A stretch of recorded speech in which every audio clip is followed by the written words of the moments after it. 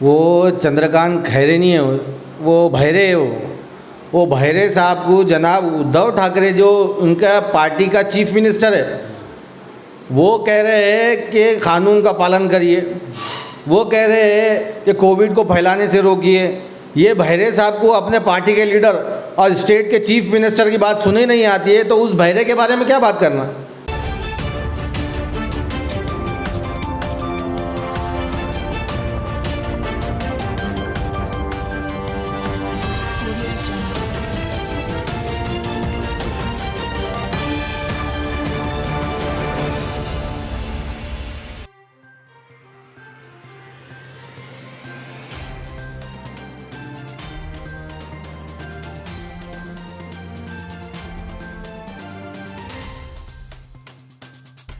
नाजरीन, आप देख रहे हैं रहबर FRU TV और मैं हूं आपके साथ अब्दुल गफ्फार खान।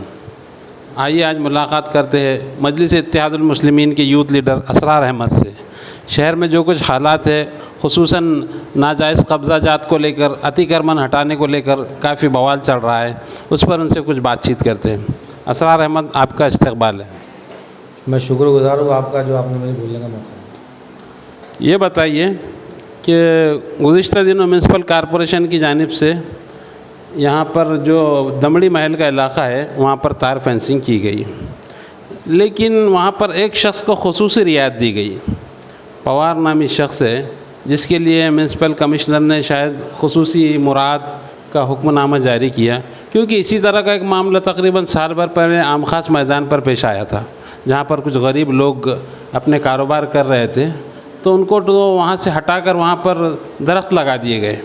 फिर यहाँ पर पवार के साथ इतनी रियायत क्यों, आप लोगों की खामोशी? देखिए, खामोशी हम लोगों ने वक्तन फ़क्तन हम लोगों ने वहाँ पर म्यूनसिपल कमिश्नर से अपनी बात भी रखी है। यही तो हम कहना चाह रहे हैं ना कि फ़िरका परस्त राजनीति जो चल रही है, आज ये पवार के पीछे देखिए आप कौन है। इनके पीछे क्या सियासी लोग मौजूद है जो कमिश्नर को हुक्म दे रहे हैं या इनको चला रहे हैं। लोग ऐसे कह रहे हैं कि आप बताइए ना, कि आप इनसे सवाल करिए कि तुमने क्यों नहीं किया।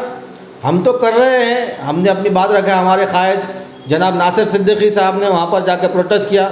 जब उस घर को तोड़ने का मामला आया था, तो हमारे जो उस वक़्त के अपोजिशन लीडर फ़िरोज़ खान साहब थे, उन पर केस दर्ज किया गया। जनाब हमारे कायद गफ़ार क़ादरी साहब ने वहाँ पर जाकर प्रोटेस्ट किया, उनका घर हमने तोड़वाया था। मगर कुछ सियासी नेताओं ने जो फ़िरका परस्ती की राजनीति करते हैं, उन्होंने उस घर बचाने को और कमिश्नर के ऊपर किस तरीके से प्रेशर लाया, यही मैं आपको बताना चाहता हूँ। कि वो जो झाड़ों का मामला था, अगर हमारा तो ये हाल हो गया है कि हम अपनी बात रखते हैं तो हम पे केसेस दर्ज कर दिए जाते। जैसे कि आपने देखा होगा, हमारे कायद इम्तियाज़ जलील साहब ने आवाम की, व्यापारी की, जिसमें गरीब और हर तबक़ात के लोग हैं, उनकी अगर बात करते हैं तो हम पे केस दर्ज कर दिया जाता है। मगर वही जो हुकूमत में बैठे हुए फ़िरका परस्त लोग हैं, वो अगर बात करते तो कमिश्नर उनके बोलने पर जो है तो झाड़ नहीं लगाता। आप बताइए ना। आप जैसे बोल रहे हैं, इम्तियाज़ जलील साहब ने जो किया गरीबों के लिए, यकीनन वो जो मामला था उस पर उनकी काफ़ी वाह भी हुई और आवाम में उनकी मकबूलियत में भी इजाफ़ा हुआ, और यकीनन वो काम ऐसा था जो करना चाहिए था, जो कि दीगर सियासी जमातों के जो लीडरान हैं उस मामले पर खामोश रहे। लेकिन इम्तियाज़ जलील साहब ने न सिर्फ आवाज़ उठाई बल्कि कामयाब नुमाइंदगी की। लेकिन ताज्जुब इस बात पर भी होता है कि जब आप ही के पार्टी के कुछ लोग उस मामले में गैर हाजिर रहते हैं, MP साहब के साथ चंद एक मखसूस तबका है जो रहता है, बाकी लोग कहाँ हैं? नहीं, ऐसी बात नहीं है। देखिए, आप खुद थे क्या वहाँ पर? नहीं, मैं वही बताना चाह रहा था कि मैं खुद भी उस वक़्त शहर में मौजूद नहीं था। मुझे पार्टी की तरफ से भी मैसेजेस आए, तो मैंने अपने फ़ोन करके सदर साहब से भी बात की। सदर साहब भी वहाँ मौजूद थे, हमारे जनाब शारिक नक्शबंदी साहब थे, नासिर सिद्दीकी साहब थे, पार्टी के और भी ज़िम्मेदारान मौजूद थे। मगर अब वो हो सकता है शॉर्ट टाइम में ये प्रोग्राम हुआ था, इसलिए। आपकी पार्टी के कारगुजार सदर मौजूद थे क्या, रियासती कारगुजार सदर? अब वो किसी काम से शायद मसरूफ़ होंगे, मुझे उस ताल्लुक़ से ज़्यादा पता नहीं है। मगर मैं ख़ुद की बात करूँगा कि मैं शहर में मौजूद नहीं था उस वक़्त। जिन लोगों के पास माकूल वजह नहीं है, क्या पार्टी उन पर कार्रवाई करेगी?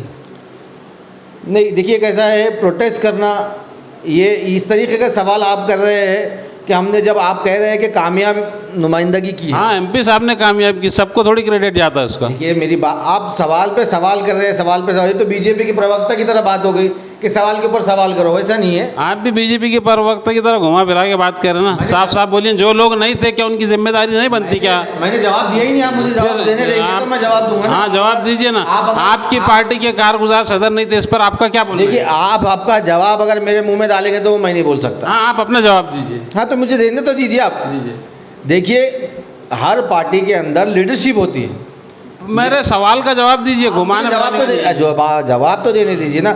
हर पार्टी के अंदर लीडरशिप होती है, लीडरशिप के नाम पर इलेक्शन हो, कैंपेन हो, प्रोटेस्ट हो, उन्हीं के नाम पर सारी चीज़ें लड़ी जाती है। ऐसे ही हमारे कायद जनाब इम्तियाज़ जलील साहब के नाम पे हम हर काम करते हैं, उन्हीं के पीछे खड़े होते हैं, उन्हीं का हुक्म मानते हैं और उन्हीं के गाइडलाइंस के ऊपर चलते हैं। वही तो मैं कह रहा हूँ, जो पीछे खड़े हुए नहीं थे उन पर कार्रवाई होगी क्या? ऐसा खड़े हुए नहीं थे, कामयाब नुमाइंदे की जब कामयाब अकेले इम्तियाज जलील साहब भी कर लेते, लेकिन जो लोग नहीं थे उन पर कार्रवाई होगी क्या? आप समर्थन करते क्या कार्रवाई का? आप ये सवाल ही इस तरीके का आप कर रहे हैं कि आप अपने आप को बचा रहे हैं। नहीं, मैं नहीं बचा रहा। हाँ, फिर जब आप एक दो लोग चार लोग नहीं नुमाइंदगी की है तो कामयाब नुमाइंदगी की है की बात करिए ना। आप उसके अंदर निकालेंगे कौन था, नहीं, वैसे नहीं। आप याद रखिए, आपकी अपनी जिम्मेदारी है ना। कोरोना का काल चल रहा है, जी, कोरोना काल चल रहा है। उसके अंदर ऐसा है कि जितने व्यापारी थे, जितने वो जो कारोबारी थे, उन लोगों को लाने की उनकी एक बड़ी तादाद थी। उसमें हमारे पार्टी के लीडर बहुत सारे लोग मौजूद थे। ऐसा नहीं बोल सकते आप कोई भी मौजूद नहीं था। अब क्या होता है कि वार्ड में भी कई सारे काम होते हैं, शहर में दूसरे इलाकों में भी काम होते हैं। आप देखेंगे अगर तो हमारे जो दूसरे लीडरान थे वो हर वार्डों का भी दौरा कर रहे हैं। आपको फोटो से और की मालूमात उसमें हासिल हो जाएगी फेसबुक पर। जी, लेकिन आप इस पर कुछ नहीं बोलेंगे। मैं तो बोली तो रहा हूं। मेरे सवाल का जवाब अब तक मिला नहीं मुझे। नहीं, जब आप जो आप चाहेंगे वो मैं कैसे जवाब? मैं जो चाहूंगा नहीं, आप अपना जवाब दीजिए, लेकिन मेरे सवाल का जवाब दीजिए। जो लोग नहीं थे उन पे कार्रवाई होना चाहिए या नहीं, इस पे जवाब दीजिए। कार्रवाई बनती कैसी है? मैं नहीं बनती, मतलब जो लोग नहीं थे यहाँ पर उनका आप समर्थन कर रहे हैं। ऐसी कोई बात नहीं है। देखो, हजारों प्रोटेस्ट हुए हैं MIM के नाम पर। हाँ, बिल्कुल हुए हैं। प्रोटेस्ट के अंदर हजारों कार्यकर्ता मौजूद है। देखिए, उस मामले में जो भी बात है, वो जो भी फैसला है वो हमारे पार्टी के आला अहदेदार करेंगे। पार्टी का फैसला ही सबके ऊपर रहता है। हमारी कोई शख्सियत नहीं है और मजलिस इत्तेहादुल मुस्लिमीन में किसी की कोई शख्सी जो है तो मैं समझता हूँ इमेज नहीं है। जो भी होती है जमात होती है और जमात के ऊपर कोई भी नहीं होता। कल जवाहर कॉलोनी त्रिमूर्ति चौक इलाके में म्यूनसिपल कॉरपोरेशन की जानिब से एक अतिक्रमण हटाएगा। रोड के बीचों बीच एक झोपड़ा कई सालों से, जिसको कई मरतबा कोशिश हुई लेकिन नहीं हटाया जा सका। कल हटाया गया, लेकिन जैसे ही हटाकर वहाँ से गाड़ी गई, आज सुबह से फिर उसका बनने का काम शुरू हो गया। जबकि यहाँ पर भी मामला कुछ उसी तरह का है पवार के मामले में। तो इन सब बातों को लेकर आप म्यूनसिपल कमिश्नर से जो नुमाइंदगी कर रहे हैं, कि आपकी नुमाइंदगी में जान नहीं है? देखिए, ऐसी बात नहीं है। जैसे आपने बताया कि कल ही ये वाक़या हुआ, तो यकीनन हम लोग उसके लिए भी नुमाइंदगी करेंगे। और जो दिल्ली गेट पर हमारे जो भाई बैठे हुए थे, जो कुछ फर्नीचर के कारोबार छोटे मोटे चला रहे थे, उस टेम्पो का कारोबार चला रहे थे, कुछ ऑटो रिक्शा वाले थे, उनकी भी बात करेंगे। हम तमाम की बात करेंगे। हम आए इसलिए है कि आवाम की नुमाइंदगी करने और उनको इंसाफ दिलाने के लिए। ये जो मामला हुआ गुज़िश्ता रोज़, जिसमें MP साहब के अलावा और भी 24 अफराद के ख़िलाफ़ केस दर्ज किया गया, जिसमें कुछ ताजिर भी शामिल है, तो क्या इस मामले में हुकूमत पर दबाव बनाया जाएगा केस वापस लेने के लिए, या फिर अदालत में इसको फेस किया जाएगा? यकीनन मजलिस इत्तेहादुल मुस्लिमीन हर वो महाज पर लड़ेगी जहाँ पर आवाम के लिए हमको लड़ना चाहिए। देखिए, ये तो बड़ी सीधी सी बात है कि अगर आप अधिकारी अपनी मनमानी करके एक छोटी से, आप देखिए ना कि एक छोटी से खिलौने वाला है, उसको अगर अधिकारी जाकर 50,000 की पावती देते हैं और उसका जिसका रोज़ाना कमाई उसकी 200 रुपये है, आप मुझे बताइए वो कैसे भरेगा? आप जानते हैं कि कोविड का काल चल रहा है, लोग खाने और पीने के लिए परेशान हैं और मिडिल क्लास का जो तबका है वो परेशान है, कैसे भर पाएगा? और एक लीडर अगर आगे आके अधिकारियों को उनकी जिम्मेदारी बताते हैं, उनकी तानाशाही करने से उनको रोक रहे हैं, तो आप उनके ऊपर केसेस दर्ज कर रहे हैं। यकीनन मैं उद्धव ठाकरे साहब को आपके चैनल के माध्यम से कहना चाहता हूँ, आपके चैनल के ज़रिए कहना चाहता हूँ, जनाब उद्धव ठाकरे साहब, होना तो ये चाहिए था कि उनके पास जो कर्मचारी काम कर रहे हैं आपने उनको पैसे देना चाहिए था, ना कि उनके ऊपर इतना बोझ लाद दे रहे आप। और उनकी नुमाइंदगी अगर कोई कर रहा है तो आप उन पर केसेस दर्ज करना चाहते हैं, तो ये हिटलर शाही करना चाह रहे हैं या अपनी सत्ता की राजनीति आप उन पर थोपना चाहते हैं? ऑटो रिक्शा ड्राइवर्स के लिए हुकूमत की जानिब से एक फ़ंड का ऐलान किया गया था कि लॉकडाउन के सबब उनके कारोबार बंद है, उनके लिए 1500 रुपये हुकूमत जारी करेगी, जिसके लिए फॉर्म भी भरे जा रहे, अब भी भरे जा रहे हैं। तो ये लॉकडाउन के दरमियान उनकी रोज़ी रोटी का मसला था, इसलिए दिए जा रहे थे, लेकिन अब तक वो रकम नहीं मिली। इस मामले में कोई नुमाइंदगी? देखिए कैसा है कि ऐलान जबकि हुकूमत ने इसमें मकामी कलेक्टरों को हर ज़िले के गाइडलाइन जारी की थी कि जल्दी से जल्दी इस मामले में कार्रवाई की जाए, तो क्या यहाँ के कलेक्टर साहब इस मामले में कुछ कार्रवाई नहीं कर रहे? देखिए उसका ऐसा तो हो गया कि ठीक है, ऐलाना तो बहुत सारे होते हैं, पैसों के कानों को खुश करने की बातें होती है, मगर होना तो ये चाहिए था कि 1500 दे रहे, वो भी 8 दिन से आश्वासन लगा के रखे हैं और कई महीनों से लॉकडाउन बंद है। तो इस तरीके से अगर माहौल चलाएंगे, ये प्रोपोगंडा है मेरी नज़र में। तो अगर देना होता तो अब तक दे चुके होते, तो क्या उनके मरने के बाद उनको पैसे मिलेंगे जो आप देने का वादा किया? साबिक रुकन पार्लियामेंट खैरे कह रहे हैं कि मैंने दुकानें शुरू करवाई। साबिक रुकन पार्लियामेंट चंद्रकांत खैरे की जो है कुछ फ़ोटोज़ वायरल हो रही है, जिसमें उन्होंने जो है एक दुकान के सामने खड़े होकर उसकी सील खोल रहे हैं, कुफल खोल रहे हैं, और वो ये कह रहे हैं कि ये दुकानें मैंने खुलवाया है। वो चंद्रकांत खैरे नहीं है, वो भैरे है। वो भैरे साहब को जनाब उद्धव ठाकरे जो उनका पार्टी का चीफ मिनिस्टर है, वो कह रहे हैं कि कानून का पालन करिए, वो कह रहे हैं कि कोविड को फैलाने से रोकिए। ये भैरे साहब को अपने पार्टी के लीडर और स्टेट के चीफ मिनिस्टर की बात सुने नहीं आती है, तो उस भैरे के बारे में क्या बात करना? ऐसे भैरे तुम्हारे पास भी है क्या?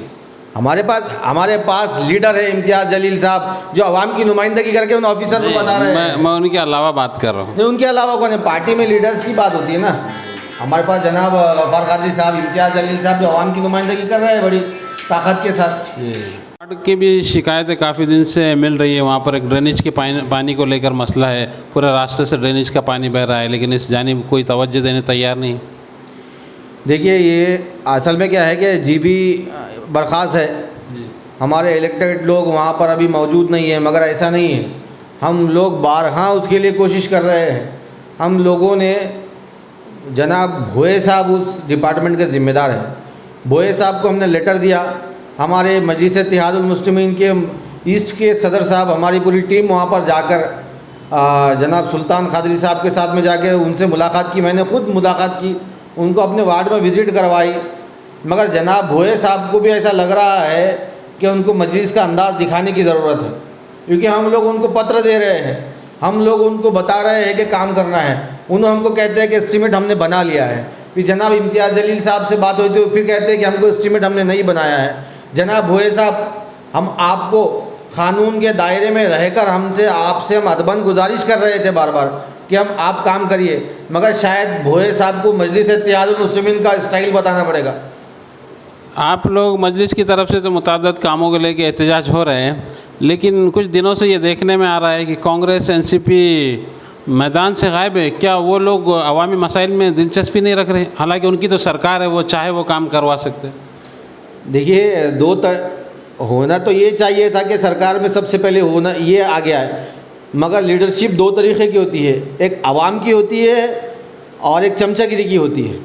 कुछ लोग तो ऐसे हैं जो सिर्फ बड़ी बड़ी बातें करना, बड़े बड़े बयानात देना और बातों का तलफ़्फ़ुज़ ऐसा इस्तेमाल करना है कि किसी को नागवार गुजरे।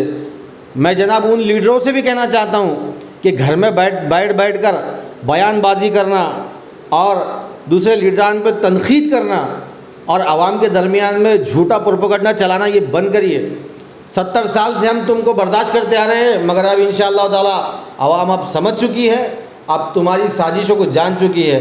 इस तरीके की चाटुकारिता की लीडरशिप अब हम चलने नहीं देंगे।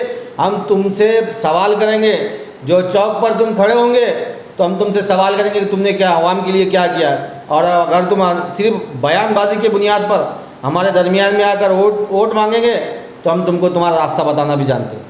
एक आखिरी सवाल, जैसा कि आप देख रहे हैं एमपी इम्तियाज़ जलील साहब ने पार्लियामेंट से लेकर गली तक, यानी दिल्ली से गली तक के जो काम किए हैं वो किसी से मख्फी नहीं है। चाहे अवामी मफादात को लेकर हो, पार्टी के मफादात में हो, हर महाज पर उन्होंने शानदार नुमाइंदगी की है। यही वजह है कि गुज़िश्ता कुछ दिनों में पार्टी की मकबूलियत में बेतहाशा इजाफ़ा हुआ है। इन्हीं सब बातों को देखकर ये भी अंदाज़ा होता है कि आइंदा जो म्यूनसिपल कॉरपोरेशन के इंतखाबात होने वाले हैं उसमें ख्वाहिशमंद उम्मीदवारों की फ़हरिस्त में भी काफ़ी इजाफ़ा हुआ है। वो फ़हरिस्त काफ़ी तवील हो रही है। देख रहे हैं हम लोग कई ऐसे कांग्रेसी या एनसीपी के लीडर हैं जो कट्टर कांग्रेसी समझे जाते थे, लेकिन वो भी अब मजलिस की लाइन में लग रहे हैं। क्या टिकटों को लेकर काफ़ी गहमा गहमी रहेगी इस मरतबा? नहीं, यकीनन आपने जैसे पहले सवाल किया कि कांग्रेस और राष्ट्रवादी के जो लीडर हैं, यकीनन मैं उसको भी अपनी बात को मुकम्मल कर दूं कि कांग्रेस और राष्ट्रवादी कांग्रेस में आज भी कुछ लोग मौजूद हैं जो कौम और मिल्लत का दर्द रखते हैं, जिसको काम करने की आस है, उम्मीद है और चाहत है। मैं ऐसे तमाम लीडरान से भी गुजारिश करता हूं कि वो आए और कौम की ताकत बने, मजलिस इत्तेहादुल मुस्लिमीन की ताकत बने। मगर फिर भी मैं आपको कहना चाहता हूं कि जो लोग आना चाहते हैं वो यकीनन आए और यकीनन आकर मजलिस की नुमाइंदगी कर सकते हैं और अपने कौम की खिदमत पेश कर सकते हैं। नाजरीन, ये थे असरार अहमद, मजलिस इत्तेहादुल मुस्लिमीन के यूथ लीडर है। शहर में जो है इनके जो इब्तदाई मराहिल है उसमें काफ़ी काम है और जो है एमपी टीम के एक मेंबर की हैसियत से काफ़ी उनका वो शहर में एक नाम है। जैसा कि आप देख रहे थे उन्होंने बड़ी बेबाकी से अपनी राय रखी। अब आइंदा एपिसोड में इंशाअल्लाह किसी नए मेहमान के साथ बहुत जल्द मुलाकात होगी। तब तक के लिए खुदा हाफिज़।